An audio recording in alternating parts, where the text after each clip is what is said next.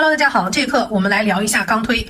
这些都是我在钢推选择和定制的道路上走过的这个弯路。大家知道我们是有线下课的，对不对？额麦是有线下课。那么在线下课当中，我们做前置处理的时候，我是非常需要一个非常标准化的钢推去教大家它的使用它的受力点、它的拿握，来跟大家看一下我遇到的一些问题，从中大家也知道我们应该如何去挑选钢推。那么比方说这款钢推也是我们之前有做过的一款钢推。钢推的选择，第一点是不能锋利，能不能看到这个边上右边这个就非常锋利，能看到吗？使用效果其实还是不错的，如果能做得好还是 OK 的。可是我无法忍受的就是，你看，是每一个钢推它长得都不一样，就是国内工厂在生产的时候，它没有办法做到标准化，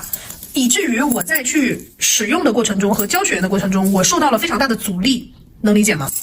钢推边缘锋利是非常容易划伤手，没有办法着力的，这是第一点，钢推不能锋利。好，那它这个使用就很难使用。那么第二个就是钢推的受力面它不能打滑。那么这款钢推也是我们国内定制马蹄推是丽达老师之前是最早出的。那么最早出的不是这一版，是另外一版俄式钢推，我一会儿给大家看。那么也是一样，来看这两版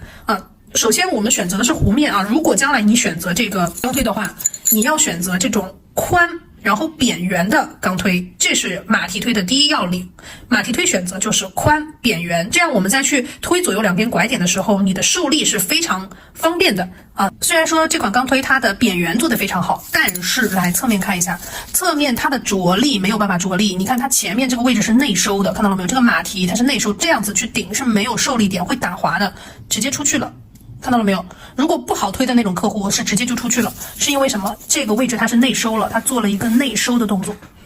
这个位置做了内收的动作，应该往外展开来。可以看到左边的这张图受力面的位置它是内收的，而右边这张图受力面的位置它是展开来的。我无法忍受的是，我定制的一开始是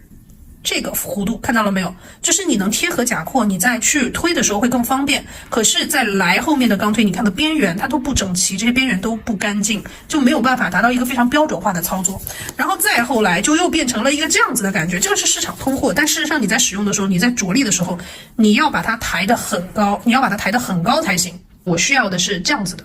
在国内就很难定制到标准化的。然后来给大家看一下，打不了了，这个货我投降了，我给你退款吧，我投降了然后这批过来的，你看它全部变得特别小，是我这样子跟本甲贴服，我的尖尖不会翘，你看到没？但你这次给我的钢推，你看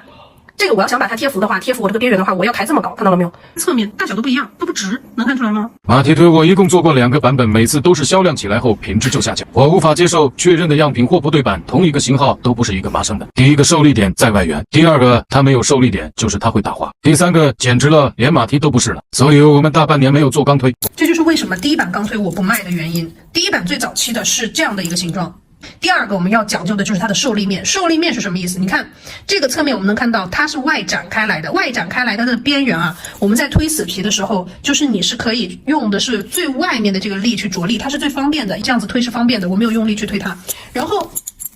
后面再来，你看就变成了不同的形状。来看这个，它的边缘受力变成了内圈，也就是你要是再用外面去推它，你根本推不动，但是你只能推底下，看到了没有？用底下作为受力，你能推得动的时候，但是这个角度这儿就挡了我的指甲了，我这个手指还是个下钩甲，如果是个扇形甲，这个根本没有办法着力，能理解吗？所以说钢推的选择有2个非常重要，第一个是不能锋利，但是它要有锐利感。锐利感指的是什么意思？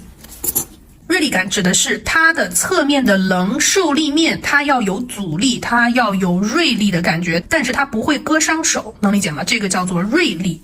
它不锋利。我们来比较一下，可以看到左边这2个它的边缘是非常锋利的，很容易划伤手，并且呢它也是没有办法标准化，就是每一个长得它都不一样。然后右边的这个可以看到它边缘做了一个打磨处理，可以使得我们在受力均匀的情况下不至于割伤手。第二个呢是要有明确的受力面，就是你的受力面，钢推的受力面在哪里？是在外面的还是在里面？那有明确的受力面了，我们所使用的力道它才会比较精准，就不会出现这种打滑的情况。钢推选择的第3项标准是拿握在日式的湿处理当中，以前咱们学日式的时候都老师教我们拿是中指和大拇指去握它，食指翘起来，这个是预防我们湿处理当中皮肤变软了以后，那么3只手固定它，受力过大可能导致你出现的一些不必要的皮损，所以让你2只手去拿握，让力度减小。但是现在随着干处理的普及和应用大家习惯直接去干推，那么干推在操作的时候需要有一定的力度，所以如果说还是这么细的杆子，你会发现美甲师握它的时候就不方便。那么因此呢，我我们现在在国外找的工厂去给大家去定制的这种比较粗的杆子，然后可以让你拿握非常收放自如，这是第一个。然后第二个呢，就是我非常在意的就是标准化，它可以达到每一个产品都能达到一样的标准，这样我在讲解和我使用的过程中就不会出现因为差异而产生的一些客诉情况，和各位同学觉得我的宣传以及我的使用和教学跟你们拿到的手上的是不匹配的情况，是可以避免这种情况的发生的。好的，接下来我们来学习一下钢推的使用和操作标准。接下来我们用圈形的这头来演示一下如何推死皮。大家可以看到两端它是往里面收起来的，所以往内收的话，主要是考虑这个缝隙啊是被我们的钢推给分离出来的。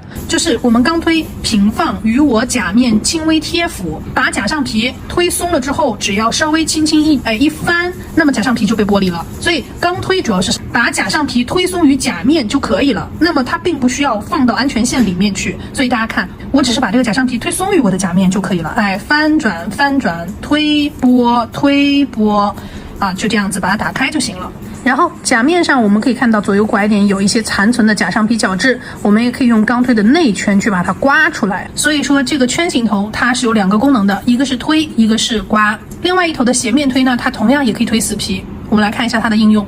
好，接下来我们来用一下这个反面的斜面推，同样也是可以进行开边的。我们可以看到这个斜面推它的边缘是非常圆润的，它是既锐利但是又没有锋利感，锋利会容易把皮肤给割破掉，那它只有锐利，锐利表明什么？它是有阻力的啊。好，你使用的方法啊，其实这个它并没有特别多的要求，你习惯用这一面也可以，你把它反过来这样子去推也可以。钢推的使用就是把我们的甲上皮推松，仅此而已。所以在推的过程中，我们使用的技巧是什么？只要找到它的夹缝处，顺着夹缝进去剥离，顺着夹缝进去剥离，顺着夹缝进去剥离，这个有一个巧劲儿，把它往上一拨，是不是就掉了？看到没有？你也可以这样子反复的轻轻的触碰，把它推松，就可以了。钢推的选择一定是不能锋利啊，看到没有？这样子把甲上皮推松，剥离开我们的甲面，方便我们下面一个打磨头的进入就可以了啊。这个就是开边，其实开边很简单，只是把甲上皮推松，仅此而已，也可以的啊。我们用这个斜面推，你用斜面推还是环形推都是可以的啊。它这个硬剪非常硬，但是不要往里面死命的去推它，稍微推起来就可以了啊。